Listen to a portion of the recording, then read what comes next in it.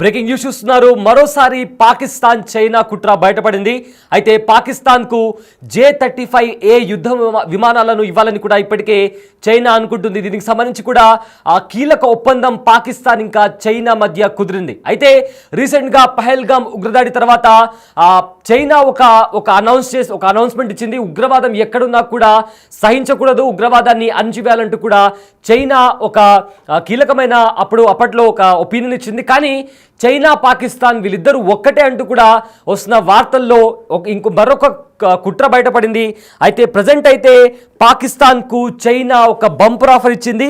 పాకిస్తాన్కు J-35A యుద్ధ విమానాలను కూడా ఇవ్వాలని కూడా చైనా నిర్ణయం తీసుకుంది. అయితే ఇందులో భాగంగా మొదట ఒక 30 యుద్ధ విమానాలను ఇవ్వడానికి కూడా చైనా సిద్ధమవుతుంది. అయితే 50% డిస్కౌంట్తో కూడా ఈ ఫైటర్ జెట్స్ని ఇవ్వాలని కూడా ఇప్పటికే చైనా నిర్ణయం తీసుకుంది.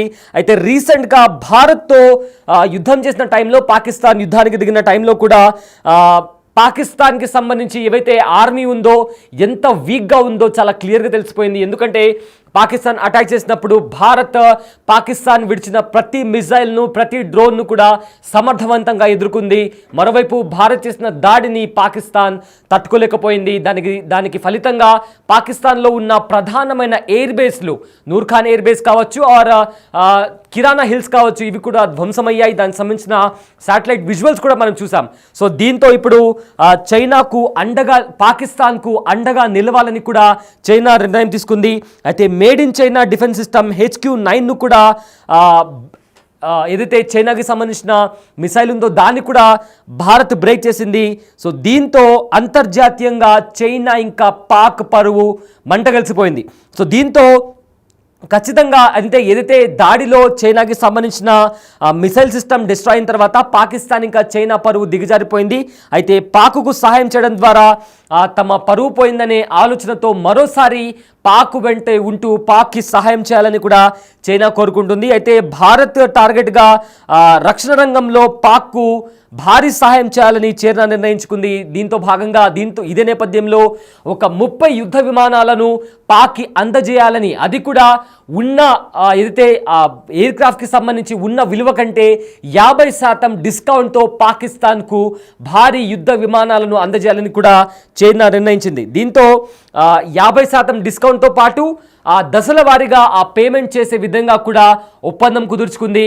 అయితే రీసెంట్గా చైనాలోని బీజింగ్లో పాకిస్తాన్ విదేశాంగ మంత్రితో పాటు చైనా విదేశాంగ మంత్రి, వాళ్ళతో పాటు ఆఫ్ఘనిస్తాన్ విదేశాంగ మంత్రి, వీళ్ళు ముగ్గురు మధ్య ఒక మీటింగ్ నడిచింది. చాలా సేపటి వరకు చర్చలు జరిగాయి.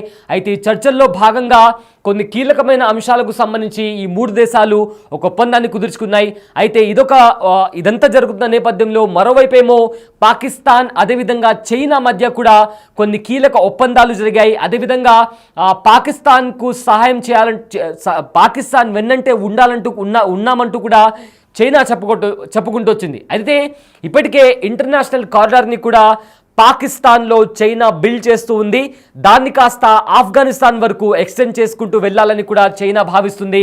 దీంతో భారత్ను ఎదుర్కోలేక దొంగ దెబ్బ తీయాలని చూస్తున్నాయి పాకిస్తాన్ అండ్ చైనా. ఇదే నేపథ్యంలో రీసెంట్గా పహల్గామ్ ఉగ్రదాడి తర్వాత ఏదైతే యుద్ధ వాతావరణం పాకిస్తాన్ ఇంకా చైనా మధ్య నెలకొందో అందులో చైనాకి సంబంధించిన డ్రోన్స్ కావచ్చు, దాంతోపాటు ఏదైతే HQ-9 అని చైనాకి సంబంధించిన మిజైల్ సిస్టమ్ ఉందో దాన్ని కూడా భారత్ ధ్వంసం చేసింది.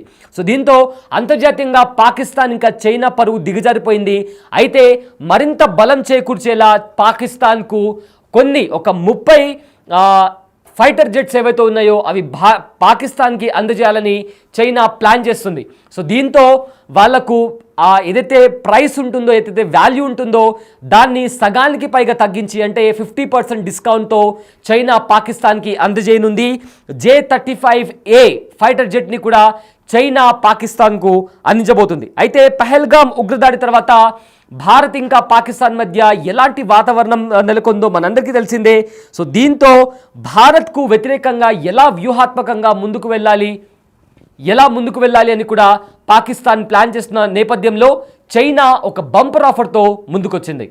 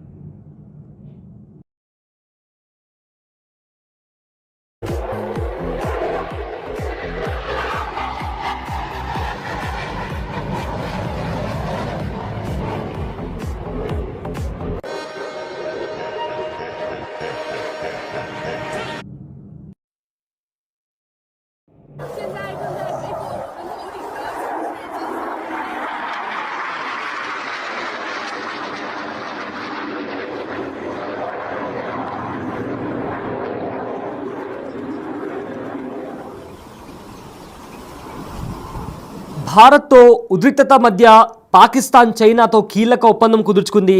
దీనిని పాకిస్తాన్ తన విజయాలలో ఒకటిగా భావిస్తుంది. అయితే వాణిజ్యం, వ్యవసాయం, పరిశ్రమలతో సహా అనేక కీలకమైన రంగాల్లో కూడా సహకారాన్ని పెంచుకోవడానికి పాకిస్తాన్ అంగీకరించింది.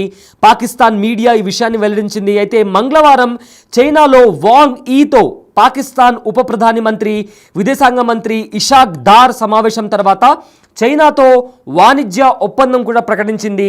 చైనాతో జరిగిన సమావేశంలో ఆర్థిక ఒప్పందాన్ని బలోపేతం చేయడమే కాకుండా చైనా పాకిస్తాన్ ఆర్థిక కారిడార్ని కూడా ఆఫ్ఘనిస్తాన్కు విస్తరించాలని కూడా నిర్ణయించినట్లు పాకిస్తాన్ విదేశాంగ మంత్రిత్వ శాఖ తెలియజేసింది. అయితే దీంతో పాటు రెండు దేశాల స్థిరత్వం, శాంతిని కాపాడుకోవడం పైన కూడా చర్చించామని కూడా వెల్లడించింది.